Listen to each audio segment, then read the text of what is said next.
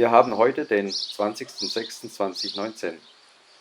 Der letzte Tag von unserem Urlaub ist gerade einmal 8 Stunden alt. 4 Wochen mit unserer R1200 GS liegen hinter uns. Etwas schade, aber alles hat mal ein Ende.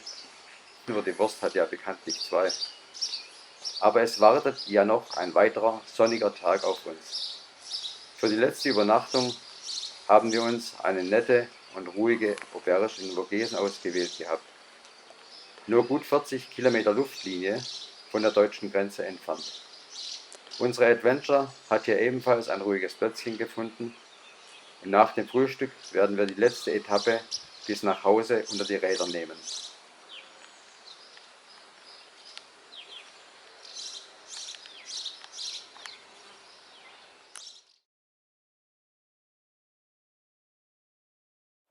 Wunderschön sind bereits die ersten Kilometer des Tages.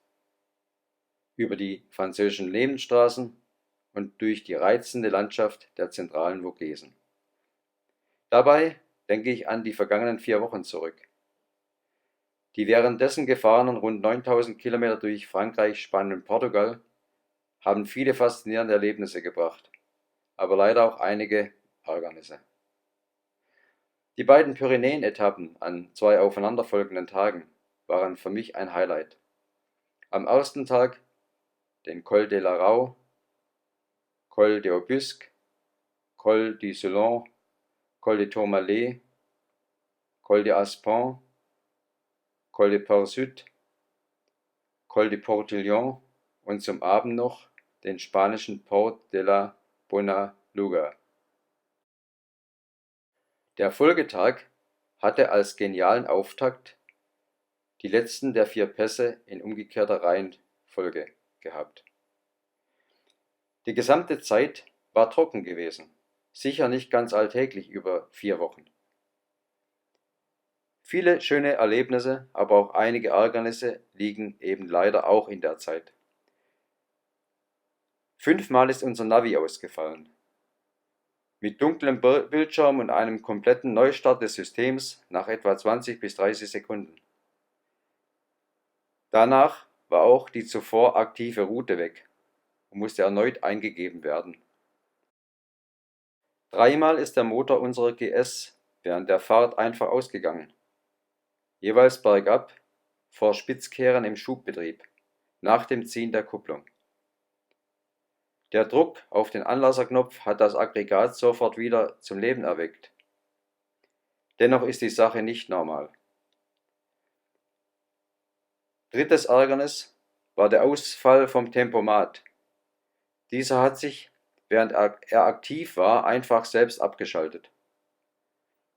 Wiederaufnahme am Taster war in mehreren Versuchen nicht möglich. Nach einigen Minuten Warten konnte der Tempomat neu gestartet werden, um nach weiteren etwa 10 Sekunden sich wieder abzuschalten. Danach ging gar nichts mehr mit dem Ding. Den Rest des Tages habe ich die Finger davon gelassen und auf traditionelle Art unsere Geschwindigkeit gehalten. Ein Anruf bei unserem Serviceleiter in Deutschland brachte den Hinweis, der Kupplungsschalter für den Tempomaten könnte defekt sein. Wie und durch was der Tempomat wieder zum Funktionieren gebracht wurde, erzähle und zeige ich euch später in diesem Video.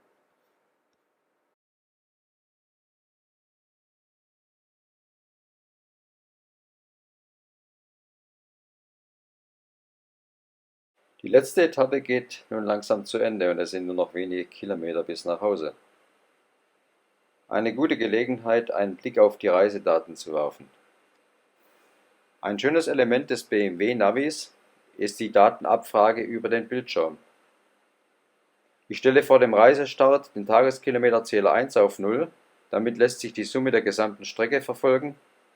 Der Zähler 2 wird jeweils nach den Tankstops auf 0 gedrückt und der automatische Tageskilometerzähler erfasst die Tagesetappe. Die beiden Kraftstoffverbrauchanzeigen informieren über den Reiseverbrauch und den Langzeitverbrauch. Vor Reisestart drücke ich hierfür den Verbrauchswert 1 auf 0. Sehr erfreulich, dass auch heute Morgen die Profiltiefe der Reifen noch den gesetzlichen Forderungen entsprochen hat, wobei der Hinterreifen sich aber zum kurzfristigen Austausch anbietet. Die mechanische Schaltbarkeit des Getriebes hat sich seit Erreichen der 100.000 Kilometer Marke zunehmend verbessert. Es hat nach dieser Tour eine Qualität erreicht, die gut ist, wobei der erste Gang sich nach wie vor nur mit einem sehr harten Schlag einlegen lässt.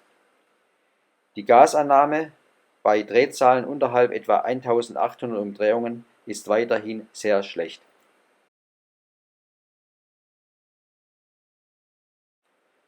So, nun sind wir wieder wohlbehalten zu Hause. Unsere 1200er sieht nach den 4 Wochen und den mehr als 9000 Kilometer entsprechend aus. Tote Mücken, Staub und ärgerliche Teerspritzer von drittklassigen Straßen, soweit das Auge reicht.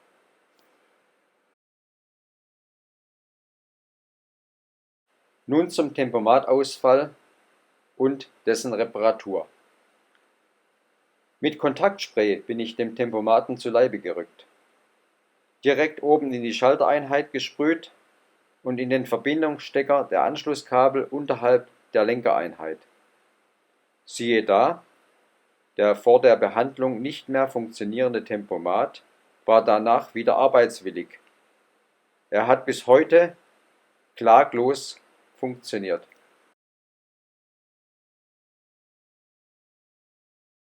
Am Folgetag beim Reifenhändler zeigt sich Bemerkenswertes. Der Vorderreifen hat noch ausreichend Profil für mehrere tausend Kilometer. Die Profilmessung am Hinterreifen ergibt ein recht gleichmäßiges Verschleißbild über die Lauffläche. Auf der Hauptlauffläche knapp 2 mm Restprofil und an den Flanken sind es gute 2,5 mm.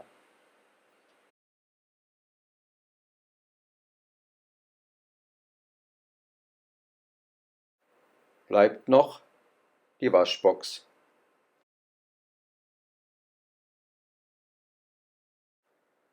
Zehn Tage später, die Planungen für unsere neue Tour laufen bereits, geht bei etwa 112.000 Kilometer der Drucksensor am Hinterrad unserer GS kaputt. Besonders ärgerlich dabei ist, dass das neue Teil wohl mehr als 100 € kostet.